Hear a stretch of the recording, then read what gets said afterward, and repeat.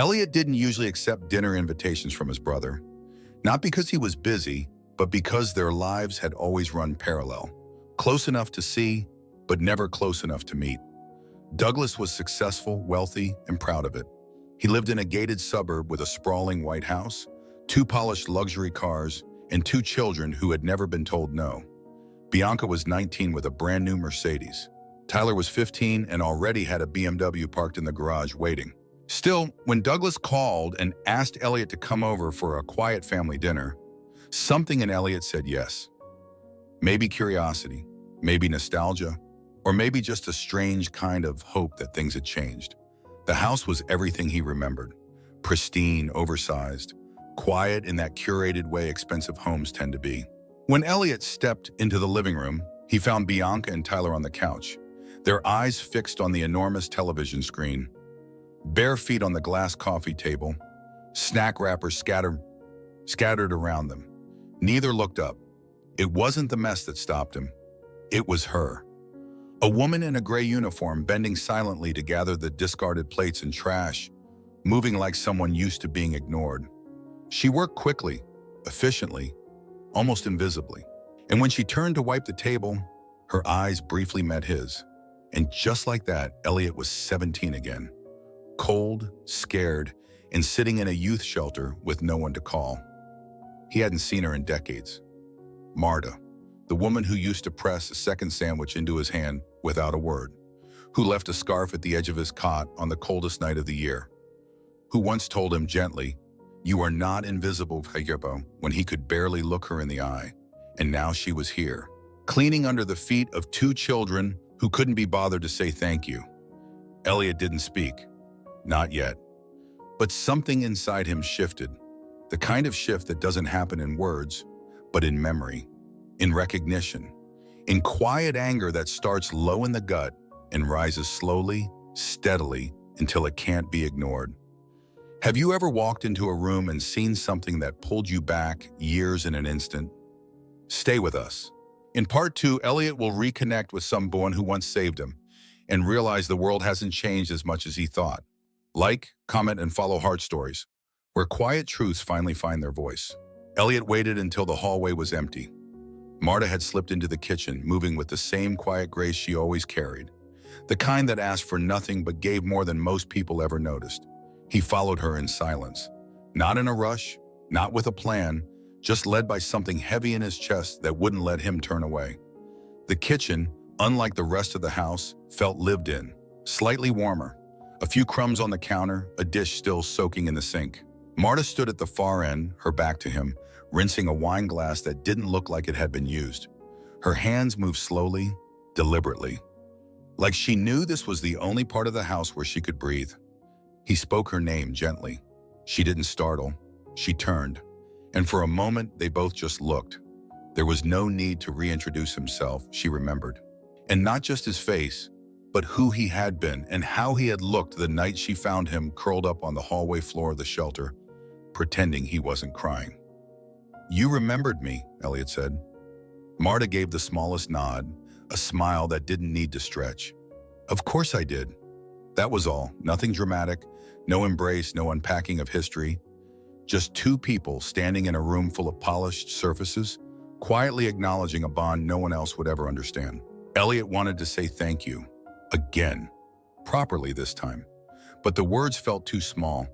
So instead, he stood beside her room, watched as she dried the same glass twice, and asked, almost as an afterthought, "How long have you worked here?" 8 years, she said without bitterness. "They needed someone. I needed the hours."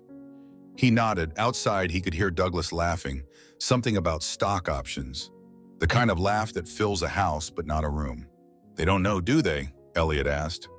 Marta placed the glass on a towel. "Know what?" "Who you are." She looked at him, eyes calm, steady. "No, and I don't think they've ever wondered." That sentence landed like a stone. Eliot felt his jaw tighten, not out of rage but grief. Grief for how easily some people become invisible. Grief for how familiar that feeling still was. "I saw how your niece didn't even move her feet," Marta added. "It used to hurt. Now it just reminds me I have somewhere better to be when I leave." Eliot didn't ask what that place was. He just hoped it was real. Before he left the kitchen, he turned to her once more. "Thank you," he said. Marta gave the same gentle smile. "You already said that 20 years ago, and you meant it then too." As he walked back toward the dining room, Eliot passed a hallway mirror.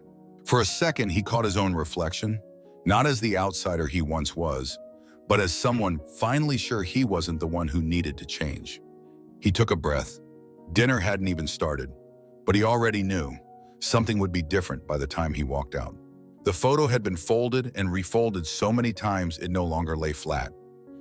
Eliot kept it tucked behind his driver's license, not because he needed to look at it often, but because knowing it was there reminded him that he had survived something. It was taken in winter, years ago, inside a youth shelter with peeling walls and too much fluorescent light. In the photo, Eliot sat on the edge of a cot, small and exhausted, arms crossed tight over a second-hand coat. Beside him, a woman sat on a folding chair, hands folded, watching him with quiet attention. She wasn't looking at the camera, she was looking at him. That woman was Marta. Eliot hadn't meant to bring the photo. He'd stuffed it into his coat pocket that morning without thinking, as if a part of him already knew that tonight, in that house, something would require more than words. He waited until the plates had been cleared, until Douglas had disappeared into the kitchen, bragging to someone on a phone call about real estate. Tyler had wandered off. Bianca stayed behind, scrolling through something on her phone with a look that was less interest, more habit. Eliot sat down across from her, quietly, no lecture, no preamble. He pulled the photo from his pocket and placed it face down on the table between them. Bianca glanced at it, confused, then flipped it over. She stared. The silence that followed wasn't awkward. It was honest. The kind of silence that grows when someone realizes they're seeing a part of someone they thought they already knew, and they were wrong. "That's you?" she asked eventually. Her voice was quieter than usual. Eliot nodded. "That was the year your grandfather kicked me out." She didn't say anything. Marta was the only one who looked at me like I was still human. Bianca looked back at the photo, then at the doorway where Marta had just disappeared with a tray of glasses. "I didn't know," she said. "I know." Eliot kept his tone gentle. "You weren't supposed to." For a long moment, she held the photo in both hands, her thumbs resting gently on the creases. Eliot didn't press. He didn't ask for an apology. He wasn't trying to make her feel guilty. He just wanted her to see. And she did. Maybe not everything, not yet, but something had shifted. When Marta re-entered, Bianca didn't look away. She didn't speak, not then. But her eyes followed Marta's movements, and her posture changed, slightly straighter, slightly more still. Sometimes awareness doesn't come like thunder. It arrives like this, quiet, slow, in the hush between generations, between comfort and conscience. Later, when Eliot retrieved his coat to leave, he found the photo still sitting on the side table. But it wasn't alone. Beside it was a sticky note written in neat, slightly rushed handwriting. "She deserved better. So did you. I'm sorry." It wasn't signed, but he didn't need a name. That night, as he drove home through empty streets, Eliot didn't feel victorious. He didn't even feel healed, but he felt something settle. Not peace, not yet, but truth, planted. And for the first time in years, that felt like enough. The dining room looked the same. Crystal glasses, heavy plates, candles flickering with designer precision. But something beneath the surface had changed. The air felt tighter, as if the walls had been holding their breath all evening and were finally ready to exhale. Eliot had returned to the table. Bianca sat beside him now, still quiet but no longer absent. Tyler was back too, thumbing through his phone, oblivious. Douglas sat at the head of the table, swirling a glass of wine and talking about a company merger, his voice warm and performative, the kind people use when they know they're being listened to even if no one's really listening. And then Marta entered, carrying a tray of lemon tart slices, moving with the same silent rhythm that had kept her invisible for years. Douglas paused long enough to acknowledge her with a vague nod, the kind that said, "You exist," without saying thank you. And that's when it happened. Bianca stood up, not loudly, not dramatically, just enough to make the room pause. "I'll help," she said. Marta stopped, surprised. Her eyes flicked to Douglas, who looked confused, then to Eliot, who gave her the smallest nod. Bianca reached for the tray. Carefully, respectfully. She placed a dessert in front of her brother, then one in front of Eliot. She didn't speak again. She just sat back down, hands in her lap, eyes fixed on Marta, not challenging, not begging for approval, just present. It would have been enough, but the room wasn't done shifting, because as Marta turned to leave, she paused. For the first time since Eliot had arrived, she didn't look busy. She looked steady. "I've worked in this house for 8 years," she said, her voice calm and even. "I've seen a lot. Dinners, birthdays, arguments behind closed doors. I've watched people grow up in front of me, and I've watched them forget I was ever there." No one moved. I don't say this to make anyone uncomfortable, but kindness doesn't mean much if it only shows up when someone's watching. She looked at Tyler, at Douglas, then finally at Bianca. And sometimes the smallest gestures are the loudest. Then she left the room. No theatrics, no raised voice, just truth, gently placed like a final dish on the table. Douglas shifted in his seat, cleared his throat. "She's always been a bit sensitive." Eliot didn't reply. He didn't need to. The room had already answered for him, because Marta hadn't raised her voice. But the silence she left behind roared. Bianca picked up her fork and began eating quietly. Tyler looked down, uncomfortable for the first time. Douglas poured himself more wine, pretending not to notice. But Eliot noticed. Every inch of it, every twitch of discomfort, every glance away, every word left unsaid. Because that night, for the first time in a very long time, someone in this house had spoken the truth. And no one, not even Douglas, could pretend they hadn't heard it. The night air outside the house was cooler than Eliot remembered. Crisp, still, and just sharp enough to remind him he was alive. He walked slowly down the stone path leading to the gate, his coat folded neatly over one arm. Behind him, the house glowed like a showroom. Bright lights, manicured hedges, a hollow kind of perfection. No one followed him out, and he didn't expect them to. He had said everything he needed to say without raising his voice. Marta had done the same. And Bianca had done something Eliot never would have imagined at the start of the evening. She had paused, she had seen, and that he knew was enough. He reached the gate, unlocked it, stepped outside. Then, just as he turned to walk away, he heard it. The faint creak of the front door opening behind him. Footsteps. Quick, but careful.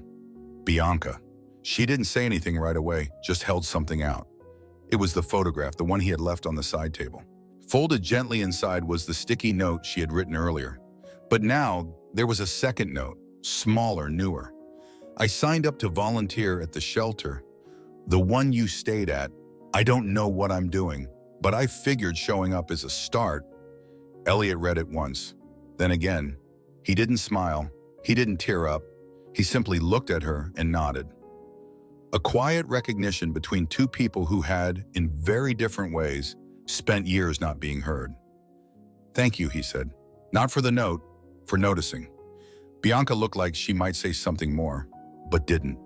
Instead, she placed the photo back in his hand, then turned and walked up the steps without looking back. Eliot watched the door close behind her, slowly, not harshly. And then, for the first time in a long time, he let himself breathe. He didn't feel victorious, or justified, or righteous. He felt steady, because walking away wasn't the same as running. And silence, when chosen, could feel a lot like peace. That night, he placed the photo and both notes in the same drawer where he kept Marta's old scarf, still folded from all those years ago, soft with memory. He didn't need to frame anything, or tell anyone. He just needed to remember that sometimes we don't get the apology. We don't get the full circle, but we do get to leave with our head held high, and maybe, just maybe, leave the door cracked open behind us. Not for them, but for someone else who might walk through, ready to listen. Have you ever walked away from a place that never saw you and realized finally it didn't define you? If this story touched something in you, share it.